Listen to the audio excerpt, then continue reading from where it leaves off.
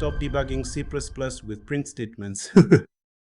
This video is sponsored by me. We are an entity that specializes in cross-platform software and embedded UIs, and we practically build and teach you how to build software that runs anywhere using a Qt and a bunch of other embedded UI frameworks. If you are interested in any of that, you can check out our courses and books. We also periodically publish a bunch of discounts that you may find useful. If you are interested on this, you can check out the link in the description below. And while there, you can also grab a copy of this dashboard book, which is going to show you how to build this kind of dashboard using Qt, C++, Python, QML, basically any other technology that Qt supports. Again, if interested, do check the link that I provide below. Now, back to the video. I would like to welcome you to this video. In this one, we are going to explore the call stack and recursion. So what we are going to see is what happens when functions call each other. I think it is going to be educational if we look at a diagram of this before we even talk about it. So again, assume we have f1, which is the first function. We have f2 and f3. And f1 is going to call f2. f2 is going to call f3. And when we go from the main function and execute f1, it is going to end up on top of the main function. So I think the best way to show this is that main is going to be at the bottom. So it is at the bottom of the stack, and it is going to call f1. f1 is going to be at the top. f1 is going to call f2. At that point, f1 is going to stop execution, and f2 is going to end up at the top of the stack. And when f2 calls f3, f3 is going to be at the top of the stack. One thing I should make clear is that when you look at the locals, you are actually looking at the variables that are active in the current function at the top of the stack. This is something you should start watching for here. So when f3 finishes executing, it is going to be popped off the stack. So it is going to go away, and the current function is going to become f2. So we should make that very clear. And what we see in the locals is going to be the variables that are active inside f2 at this point. f2 is going to finish execution, so it is going to go away, and the current function is going to become f1. At that point, the locals in f1 are going to be in our locals view, and we can look at them, we can do all kinds of crazy things. And then f1 is going to finish execution as well, so it is going to go away, and we will be back into the main function, and it is going to run to completion, and our program is going to end. So this is what we are going to look at. Another thing I want you to look at is recursion. If you don't know, recursion is a function that kind of calls itself. So what we would have is something like this. So let's clear the board here and make sure that we have a clean slate we can use. I really like it when these things are clean. So assume we have function named func, and it is defined. We have a bunch of parameters, and this is the body of the function. We do whatever it is we want to do, but inside this function, we also call func for some things that we want to do here. A good example of that is the Fibonacci function. And before I even talk about that, I think we should define what the Fibonacci function is. Here is an entry in Google that I put in here. And it says that the Fibonacci sequence is a mathematical series where each number is the sum of the two preceding ones. So a good example of that is what we see here. We have Fn. This is a general form of Fibonacci. So Fibonacci of n equals Fibonacci of n minus 1 plus Fibonacci of n minus 2. Another way to look at this is that the sequence is like we have here. So we start at 0 and 1, and Fibonacci of 0 is 0, and Fibonacci of 1 is 1. Once we have 0 and 1, we can compute Fibonacci of 1, which is going to be 0 plus 1, and 0 plus 1 is going to be 1. So Fibonacci of 1 equals the sum of the previous numbers. So we can add 1 and 1 and get the Fibonacci at this location. We can add 1 and 2 and get Fibonacci at this location, which is going to be 3. We can keep going like that and add 2 and 3 and get Fibonacci at this location. This is how this thing is going to work. And in our program for the scenario 3, we have a generalized form of how we would compute Fibonacci in our C++ code here.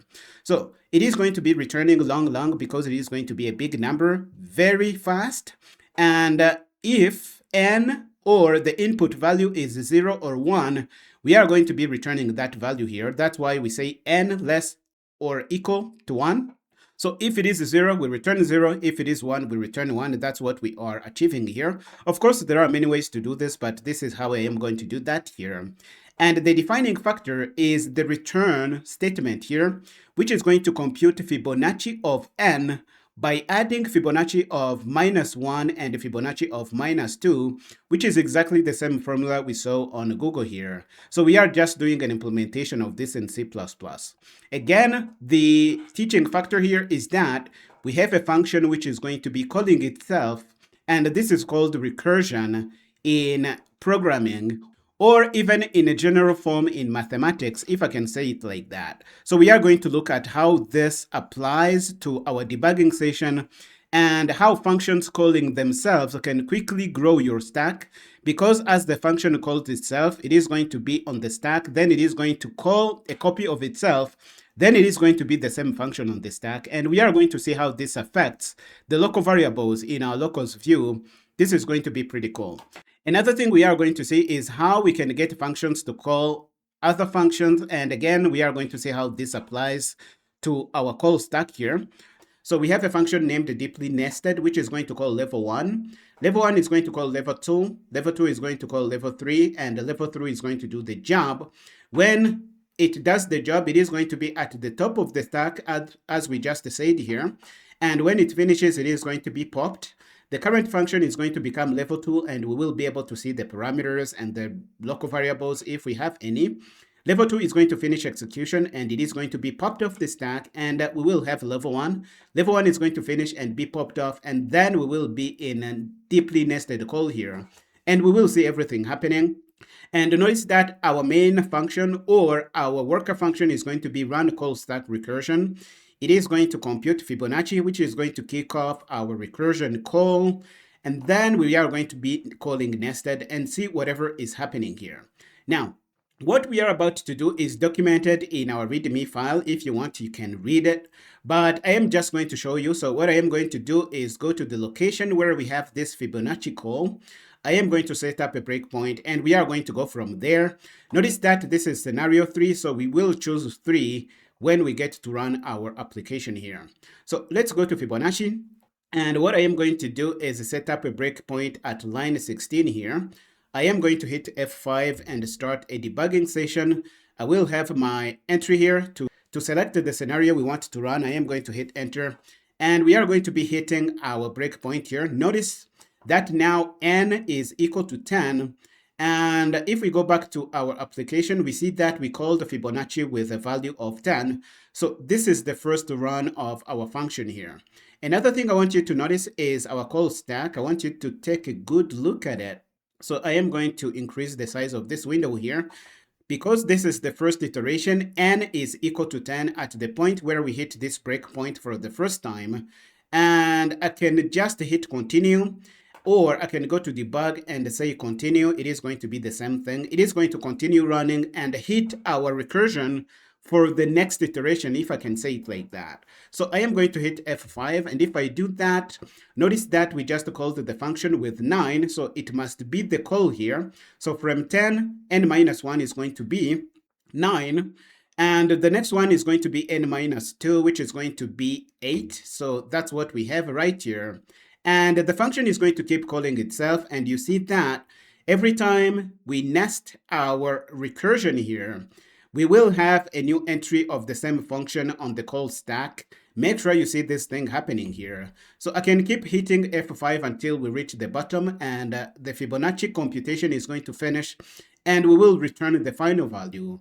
If we keep hitting F5, you see that now we are at 3, and our recursion is showing up in our function call stack here. And if we try to expand these things we see here, we can get to see more information on this. So right now, n is 2, and if we do that again, we are going to get out, and we will be popping the stack calls that we did here. And if we keep going, we will hit the point where we finish our call stack. I just wanted you to see these things here. Another thing you should notice is that these expressions are still here. We did these in the last video. So what we can do is just get them out, select each one and hit delete, and they are going to go away. And we can stop our debugging session if we wanted. So I am going to stop and make sure that we get out of this recursion. I just wanted you to see that you can do these kinds of things here. If you have a recursive set of function calls, you can follow everything and see how everything is happening here. The other thing we are going to look at is the nested function calls that we have in deeply nested here. So what I am going to do is put a breakpoint at line 33, and I am going to take out what I had in our recursive function call, which is Fibonacci, and we will stop when we reach this call here. So what I am going to do is run the application again, and I am going to make sure I properly stop our debugging session. It is really stopped. So what I am going to do is hit F5 again, making sure that my breakpoint is inside nested call. So hit F5 and you should start debugging. Your terminal should give you the option to select the scenario you want to run. We are going to select 3. And if we hit enter, we are going to hit our breakpoint, which is at level 1. What I am going to do is step into this function. And before I do that, notice that our deeply nested call is at the top of our stack. So this is something you can see. You can see the line where the function was called. You can see the memory address of the function. You can see all kinds of crazy things. So we are going to step into this function. I think this is the first time we step into a function. So let's step into. Of course, you can also use the shortcuts, but right now I am going to click on menus here. Notice that right now we are inside the level 1 because of this line that we have here. And what we can do is notice that level 1 is at the top of the stack, and local variables we see are inside this function, which is at the top of the stack. Make sure you notice all these little things here. So let's step into level 2. So if we step into, let's see the shortcut for step into. Step into is F11. So I can come in here and hit F11 on my keyboard, and it is going to step into level 2. From here, I can step into the current function call that we have here. If we do that, we will have level 3, and level 3 is going to be at the top of our stack, as you see here. Now I can step over by hitting F10, so move to the next line, and result is going to change. You can see that right now result is 81. And if we step out, I wanted to step out of this function. If I step out, so let's step out of the function. And if we do, we are going to come back to level 2. Notice that level 3 has been popped off. Make sure you really notice all these things here and use them to your advantage in whatever application that you are doing with C++. For now, I am going to step out of all these functions here, and the shortcut for stepping out is Shift F11. So let's do Shift F11 and step out of this as well. We are going to come back to deeply nested. And if I step out, I am going to come to deeply nested in our global call here, which is run call stack recursion. And I can step over. So if I hit F10, I am going to step over and I will have my local variables. You can see that I have a Fibonacci for 10, which is 55.